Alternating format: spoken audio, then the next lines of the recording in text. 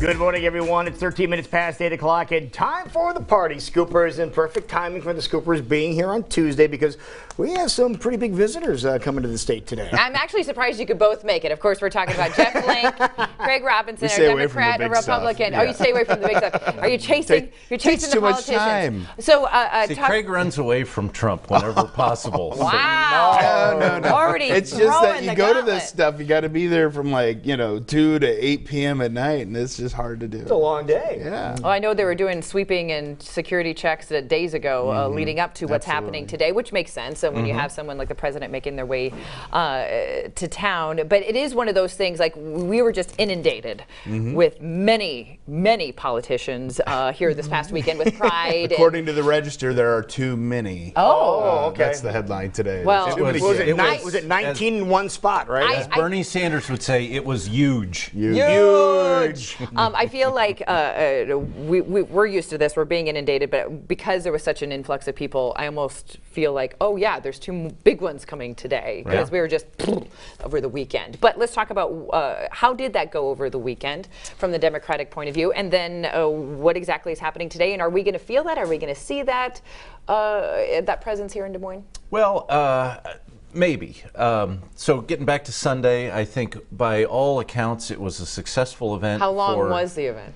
3 hours. 3 hours. It stayed exactly on schedule. It did. Credit to the Iowa Democratic Party and to the chair, Troy Price, for keeping 19 candidates within their time frame, plus the other speakers, plus the honorees. So how much time did each candidate have? 5 minutes. 5 minutes. And then didn't they just lower the microphone? How did They do had that? the music They play had off. the music Yeah. playing Yeah.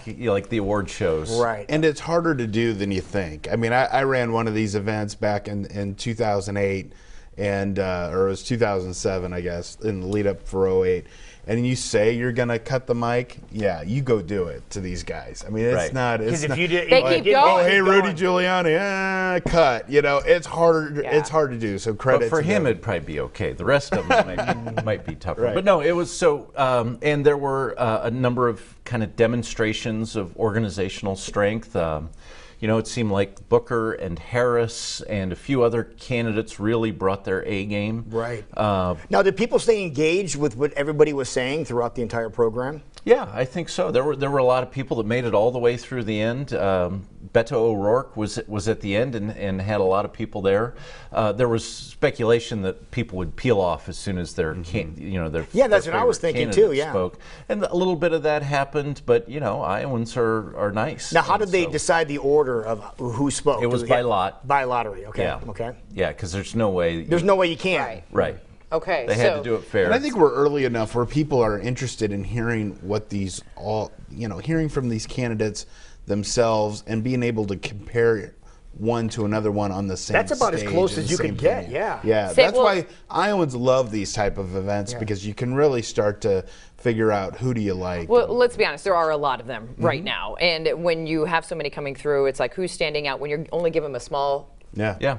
time limit. It's like, okay, what is important to them? Because that's what they have to It's get out true, there. but here's the challenge. And I've had a chance to see a lot of the candidates speak, and I've been paying close attention to this. We have an excellent field. We have a lot of good choices. There is going to be somebody that is going to excite a lot of different Democrats out of this field, and it's really good. And then, as you mentioned today, Well, according to the Des Moines Register, the one that's leading the pack didn't even show up. He had a previous engagement, right? Right. he had a grandchild's Yeah. graduation, and but he is here today, and Trump is here today, which is probably exactly what Vice President Biden was hoping for, was to be compared to Trump as opposed to being compared to the other 19 candidates on that stage in Cedar Rapids. And it'll be interesting to see how he does. President Trump is coming here today to talk about ethanol and E15. It'll be an interesting dance that he makes, because on one hand he's going to say, "Oh, I'm going to allow the sales of ethanol year round," which for a bunch of dubious reasons it wasn't allowed The year-round E15. before, the E15. E15. So he's going to say, on one hand, I'm going to allow this, but he's not going to talk about the fact that he's also allowing oil refineries like Exxon and others to get waivers to not have to blend ethanol. And what that's doing is it's cost ethanol producers about 3 billion gallons of ethanol that no longer get blended because Trump's handing out these waivers like candy. When Obama was given requests to waivers, he gave out about half of them. Trump has given out 100%. So if you put in for a waiver, you get one under Trump if you're an oil company. And that's not the way the system was designed. And it's really hurting. So he's coming here saying, I'm helping you, but really he's hurting the ethanol. Well, the problem you have in that industry, too, is it's dependent on the big oil companies to distribute Access the product. to the market. So it's not like, it's not a fair open market like I think a lot of people think of it. They These can't are the people, compete they because can't there compete are no 'cause they don't ethanol gas distribute. stations. Right. They're all oil gas Right. stations. Right. So interesting to see what he says and how he frames it. I'm curious as to how he's going to frame it. Yeah, no, and I think it's going to be an interesting day. I mean, they've got there's a Republican Party of Iowa fundraiser. There's other things going on. It'll be interesting. He's going to what I think is kind of his safe little area of the state and into that Council Bluffs area where he's pretty popular, remains popular.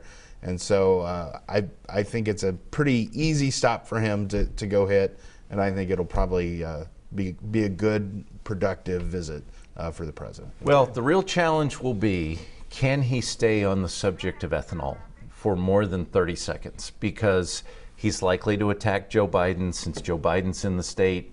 He's likely to attack any of the other candidates in the presidential primary. He's going to have a Democratic member of Congress with him in Council Bluffs. It's in Cindy Axne's district, and she's accepted the invitation of the White House to attend this event. Okay. She wants to talk to him about these small refinery waivers and tariffs. Maybe he'll have to explain what's going on in tariffs. The interesting thing is, he creates a crisis by saying, I'm going to start tariffs with Mexico. Then he says backs off his tariff pledge with Mexico, and then tries to take credit for solving this tariff problem with Mexico, which he created. Like, it's just crazy. Well, now in today's paper, he says, these Mexican tariffs work so well, I'm going to double down on what we're doing in China. I mean, that's crazy. Well, he did get some concessions with the Mexican government in terms The of concessions were made 2 months ago, long before he ever created this tariff mess. Like, he didn't get anything out of this, other than he's convinced himself it worked. So we'll have to see what he says, because the president's in town, everybody's going to be talking about it. But we'll continue to talk about politics every single Tuesday here on Iowa Live. Gentlemen, thank you. We know you're very busy with everything that's happening right now in our state. You're watching